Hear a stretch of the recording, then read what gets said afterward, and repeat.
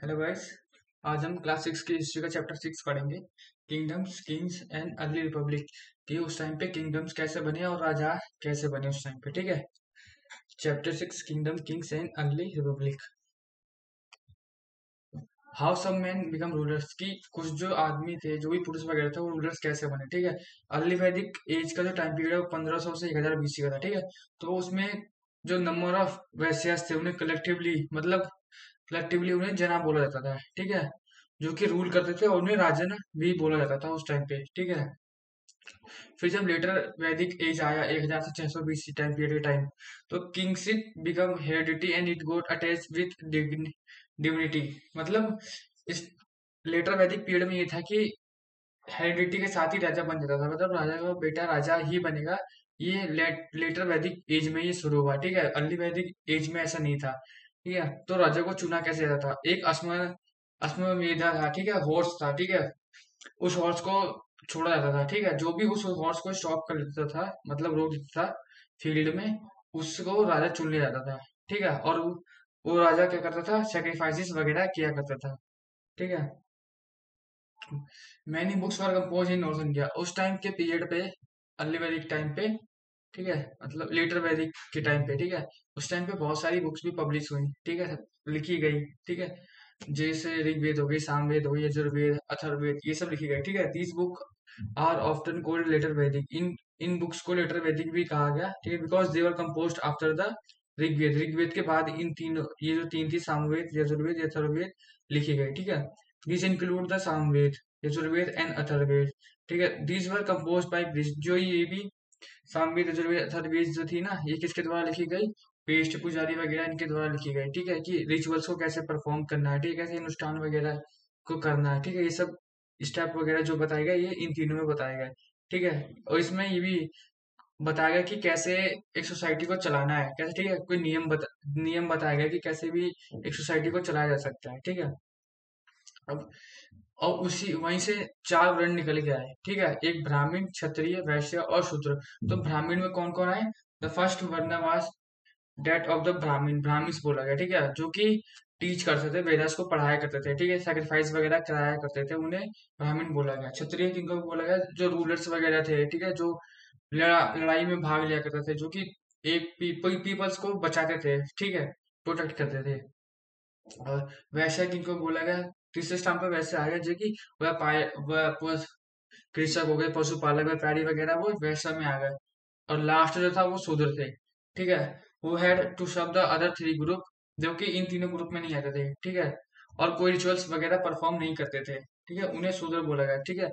Women's are also group with the Shudras. और humans को भी, महिलाएं जो थी, उनको भी शूद्र में ग्रुप कर लिया गया। ठीक है। Both women and Shudra were not allowed to study the Vedas. और जो भी शूद्रास थे, उनको अलाउड नहीं किया गया कि वो वेदास को पढ़ सके। ठीक है। अब वर्ण सिस्टम था क्या। ठीक है। The priest also said that this group were decided on the basis of birth. तो पुजारी ने ये भी कह दिया गया, जो भी पुरोहित वगैरह थे, उनके द्वारा ये भी कहा गया कि जो भी ये जो चार कैटेगरीज बनाई गई है, ठीक है, वो बाय बर्थ ही वो अडोप्ट हेरिडेट हो जाएगी। ठीक है। For example, if one father and mother were Brahmins, तो अगर कोई एक पिता और माता, ठीक है, किसी बच्चे के माता या पिता, ठीक है, ब्राह्मण्स है, तो वो ऑटो जन्म के साथ ही जो बच्चा होगा वो भी ऑटोमेटिकली वो हो जाएगा, मतलब प्रीस्ट पुजारी बन जाएगा। ठीक है। Later days classified some people as untouchable. उसके बाद कुछ प्रथा चल गया, अनटचेबल लोग भी आ गए उसमें। ठीक है। अनटचेबल लोग को भी क्लासिफाई किया गया। These include some craft person. Untouchable में कौन कौन लोग आ गए, हंटर्स आ गए, गैदरर्स हो गए, ठीक है, क्राफ्ट पर्सन वगैरह, जो कि बहुत नीचे आते थे। ठीक है। उन्हें नीची जात का बोला जाने लगा। ठीक है। The priest said that the contact with this group was polluting. और पुरोहित जो वगैरह थे, वो ये कह रहे थे कि जो भी इनसे टच वगैरह होगा, उनके लिए पॉल्यूटिंग होगा। ठीक है। इनके लिए अपवित्र माना जाता है, अगर कोई पुरोहित या कोई भी इंसान इन हंटर गैदरर्स वगैरह से अगर टच कर लेता है। ठीक है। अगर शूद्रास के बारे में पढ़ना है, तो एक बुक लिखी गई थी भीमराव अंबेडकर के द्वारा। ठीक है। वो वाला शूद्रास। ठीक है। इस बुक में शूद्रास के बारे में वर्णन है। ठीक है। जो बहुत से जो लोग थे, मतलब बहुत से ज्यादा जो लोग थे, उन्होंने वर्ण सिस्टम को एक्सेप्ट नहीं किया। ठीक है। Some king thought that they were superior to the beast. जो बहुत से राजा थे, वो सोचते थे कि हम ब्राह्मण से ऊपर आते हैं। ठीक है। कुछ कुछ लोगों का मानना ये था कि some people feel that there should no be difference among the people based on the occupation. कुछ लोगों का ये मानना था कि हमें ऑक्यूपेशन, काम के बेसिस पे किसी से डिफरेंस नहीं करना चाहिए, ठीक है। Other feel that everybody should be able to perform rituals and other. और कुछ लोगों ने इसके लिए अनटचेबिलिटी को भी निंदा करी, ठीक है, इसको भी गलत माना। They were many areas in the subcontinent, ठीक है। और कुछ इस सब कॉन्टिनेंट में कुछ एरियाज ये थे, नॉर्थ ईस्ट एरिया हो गया, ठीक है, वहां पे social and economic difference were not very sharp. वहां पर सोशल और इकोनॉमिक डिफरेंस ज्यादा नहीं था, ठीक है। अब वहां पे जो पुरोहित वगैरह थे उनके जो इन्फ्लुएंस जो था, दबाव भी था वहां पे बहुत ही कम था, ठीक है। तो इसलिए वहां पे सोशल और इकोनॉमिक डिफरेंस ज्यादा नहीं था। The raja who perform this big sacrifice were no recognised as being raja of janapadas rather than jana, ठीक है। तो जो भी सेक्रीफाइस वगैरह परफॉर्म किया करता था उसको राजा बोला गया, ठीक है। द वर्ड जनपद लिटरली मीन्स लैंड, ठीक है। जनपद का जो लिटरली मीन्स क्या था, वो लैंड, जमीन वगैरह, ठीक है। वेयर द जनपद set its food.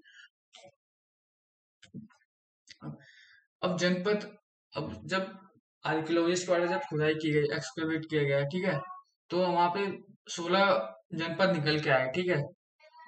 Archaeologist activated and number of settlement in the janapadas, ठीक है। 16 जनपद निकल के आए, ठीक है, सच एज पुराना किला इन दिल्ली, ठीक है, हसीनापुर जो कि मेरठ में है, अतरंजी खेरा जो कि एटा में है, ठीक है। ये सब जनपद निकल के आया उस टाइम पे, ठीक है। They found that people live in हट, तो इसमें पता लगा कि जो भी लोग वगैरह हुआ करते थे वो हट वगैरह, झोपड़ी वगैरह में रहा करते थे, ठीक है। दे ऑल्सो ग्रो, और उस टाइम पे ये क्रॉप्स वगैरह भी किया, खेती वगैरह किया करते थे, ठीक है। जैसे राइस हो गया, चावल हो गया, गेहूं हो गया, जौ हो गया, शुगर केन, ठीक है। और ये उस तरह पे उस टाइम पे ये पोर्ट्स वगैरह भी बनाया करते थे, ठीक है। जो कि कुछ जो पोर्ट्स वगैरह के कलर थे वो ग्रे थे, ठीक है, कुछ के रेड हो गए, ठीक है।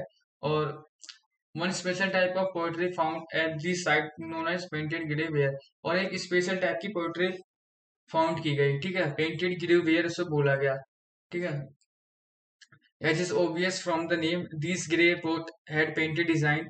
जो हमें ये पोर्ट्स वगैरह मिले, ठीक है, इसको बहुत ही अच्छी तरीके से डिजाइन किया गया था, ठीक है। सिंपल लाइंस और ज्योमेट्रिक पैटर्न्स के साथ साथ इसको डिजाइन किया गया था, इस पिक्चर में देख सकते हैं, ठीक है। महाजनपद क्या थे, ठीक है। महाजनपद जो कि उस टाइम पे लाइक शहर वगैरह नहीं होते, वो सब उन सबको पूरा मिलजुल के एक महाजनपद बनाया गया, ठीक है। लार्जर किंगडम और जनपद बाय एमलगेशन, ठीक है, जनपद को मिलके, ठीक है, लार्जर जो किंगडम मिलके उन्होंने फॉर्म किया है, महाजनपद का फॉर्म किया है, ठीक है। Therefore the power of the king increase, and इसकी वजह से क्या हुआ कि जो राजा की ताकत थी वो इंक्रीज, बढ़ गई और ज्यादा बढ़ गई, ठीक है। और ये रिचुअल्स वगैरह, सेक्रीफाइस वगैरह, ठीक है, ये सब भी करने लगे, ठीक है। The king assume titles of राज विश्वासजन, ठीक है, इन्होंने अपने आप को टाइटल भी दे दिया एक, ठीक है, मतलब लॉर्ड ऑफ अर्थ, ठीक है। अब तो उस टाइम पे जो भी महाजनपद निकल गया, लेकिन जो सबसे ज्यादा मोस्ट इंपोर्टेंट जो निकल के आया उसमें से 16 महाजनपद निकल के आए, ठीक है। तब बुद्धिस्ट, इसके बारे में बुद्धिस्ट लिटरेचर में बताया गया है, ठीक है।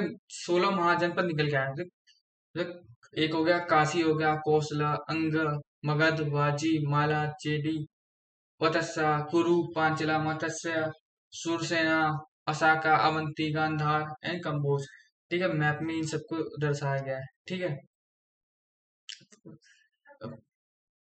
Fort were probably build because people were affair of attack from other Kings and need protected. तो उस टाइम पे ये था कि महाजन के टाइम पे कि फोर्ट वगैरह भी बनने स्टार्ट हो गए, ठीक है। कि वो फोर्ट्स वगैरह क्यों बनाने लगे, क्योंकि उन्हें लगता था कि कहीं दूसरा राजा उन पर अटैक ना कर दे, ठीक है। उसकी प्रोटेक्शन के लिए उन्होंने फोर्ट्स वगैरह बना दिए गए, फोर्ट्स वगैरह, ठीक है। It is like also likely that some rulers wanted to show how rich, और माना ये भी जाता है कि कुछ रूलर्स ये दिखाना चाहते थे वो कितने रिच और पावरफुल है, ठीक है। तो इसीलिए वो अपनी बिल्डिंग, बहुत बड़ी बड़ी बिल्डिंग्स वगैरह, ठीक है, इम्प्रेस वॉल्स वगैरह ये बनाने लगे। ये कौसंबी का दीवार इसमें दिखाया गया है, ठीक है, जो कि प्रेजेंट टाइम उत्तर प्रदेश में है।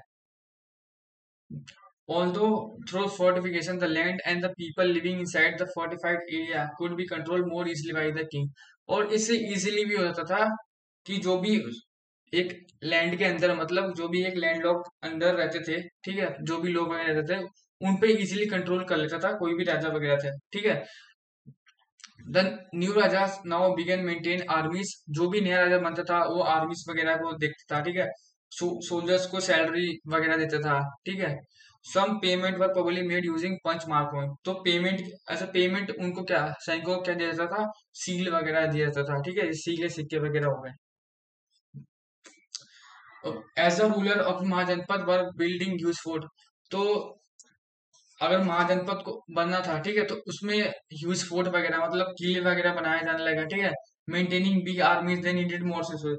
तो इन सबको रिसोर्स मेंटेन वगैरह करने के लिए भी कुछ खर्चे आते होंगे, तो वो जो आया था वो टैक्सेस के फॉर्म में लोगों से ले लिया करता था, ठीक है। Instead of depending on occasional gift bowed by people as in the case of raja of janapada, they starting collecting regular tax. तो ठीक है कि लोगों से ये टैक्स वगैरह ले लेता था अपनी मेंटेनेंस, बिल्डिंग के वगैरह मेंटेनेंस के लिए, ठीक है। और वो टैक्सेस किस रूप में लेता था, वो या तो क्रॉप के ऊपर लगा देता था टैक्स, ठीक है। This was most because most for people are farmers. Crops पे ज्यादा टैक्स क्यों लगाया गया, क्योंकि उस टाइम पे ज्यादातर लोग खेती में ज्यादा जुड़ खेती से ज्यादा लोग जुड़े हुए थे, ठीक है। Usually tax was fix. जो उस टाइम पे टैक्स था वो एकदम फिक्स था, 1/6 of the what was produce, 1/6 tax पे करना पड़ता था। दिस वाज नोन एज भाग। उसको हम भाग कहते थे या फिर शेयर बोला करते थे उस टाइम पे। These were taxes on craft person as well. Craft person पे भी टैक्स वगैरह इम्पोज किए जाते थे, ठीक है। This could have been in the form of labour.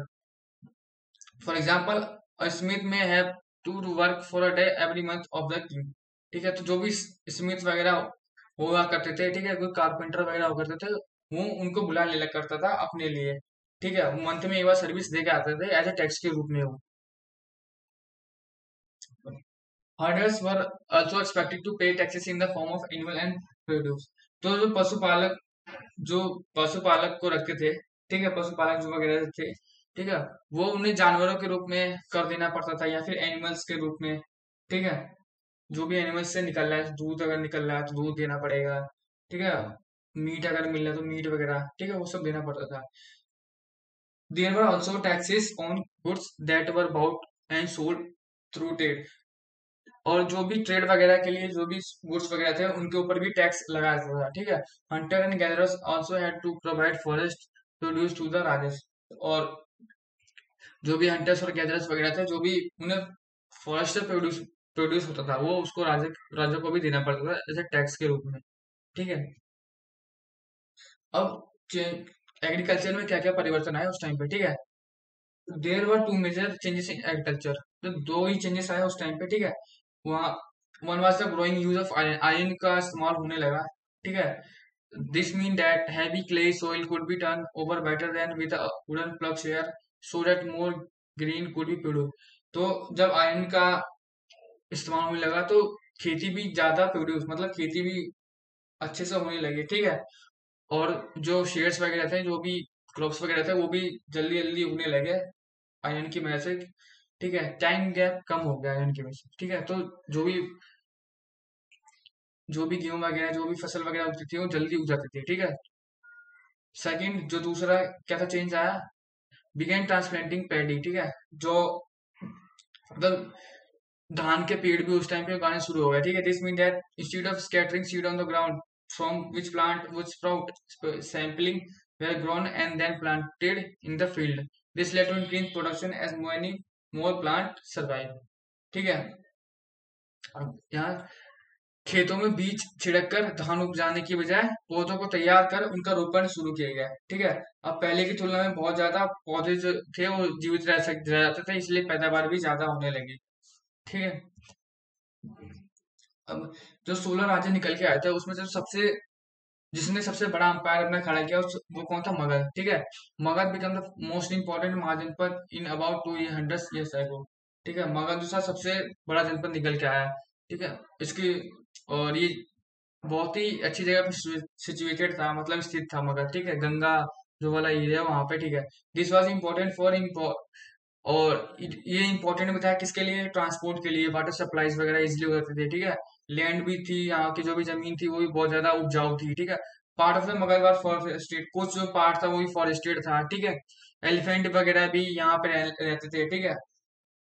और forest also provide would for building house. और फॉरेस्ट की वजह से इन्हें वो मिल जाता था, लकड़ी मिल जाती थी, लकड़ी से ही अपना घर बना लेते थे, ठीक है, कास्ट वगैरह बना लेते थे, ठीक है। और आयरन ओर्स की माइंस भी यहाँ पे मिली, ठीक है, जिससे कि ये अपने टूल्स और वेपन्स वगैरह इजिली बना लेते थे, ठीक है। Magadha has two very powerful rulers, Magadha के दो पावरफुल रूलर्स निकल के आए, एक बिंबिसार, एक अजातशत्रु, ठीक है। Who use all possible means to conquer the other janapada, मतलब जितने भी और भी जितने भी जनपद थे उनको जीतने के लिए ये इन्होंने बहुत काम किया, अपने अंपायर को बहुत ज्यादा बड़ा किया, ठीक है, बिंबिसार और अजातशत्रु ने। Mahapadma Nanda was the another important ruler, तो जो मगध की जो फाउंडेशन रखी थी वो महापद्मनंद नंद के द्वारा भी रखी गई थी, ठीक है। His extended his control to the north west part of the, Mahapadma Nanda ने नॉर्थ वेस्ट का भी पार्ट अपने एरिया में ले लिया था, ठीक है, मगध के अंदर ले लिया था। और बिहार को उन्होंने अपना कैपिटल बनाया है, ठीक है, राजगीरा बोला जाता था प्रेजेंट डे, ठीक है। Later the capital of shift, बाद में कैपिटल को शिफ्ट भी कर दिया गया पाटलिपुत्र में, ठीक है, जो कि प्रेजेंट डे आज उसको हम पटना बोलते हैं, ठीक है। More than 2,300 years ago, a ruler named Alexander, who lived in Macedonia in Europe, wanted to become world conqueror. तो जो रूलर था अलेक्जेंडर भी मतलब मगध के टाइम पे ही आया था, ठीक है। Of course he did not conquer the world, इसने ये था कि वर्ल्ड को नहीं जीत पाया था ये, but part of Egypt and west Asia and come to India some reaching up to the bank of Beas, तो उसने वेस्ट एशिया का जो पार्ट था वो भी जीत लिया था, ठीक है। और ये इजिप्ट का जो पास था वो भी जीत लिया था। और ये उस टाइम पे इंडियन सब कॉन्टिनेंट में भी आया, ठीक है, जो कि ब्यास रिवर के किनारे। When he wanted to march further eastward his soldier refuse, तो जब ये आया, ठीक है, इन्वेजन करते हुए वेस्ट एशिया वगैरह का, तो ये इसके जो सोल्जर्स है बहुत ज्यादा थक गए थे, ठीक है।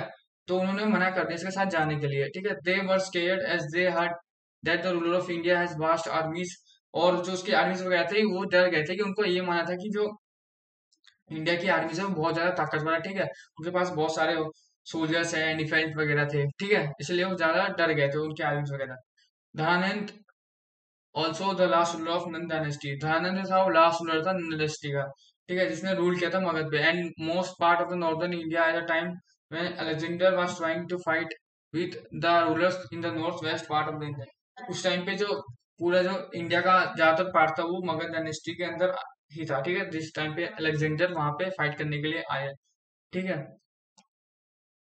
While Magadh become a powerful kingdom, Magadh एक पावरफुल किंगडम निकल के निकला, Vajji with its capital Vaishali, ठीक है, इसकी कैपिटल क्या था कि वज्जी, ठीक है, वैशाली बोला जाता है। Was under a different form of government known as gana and संघ।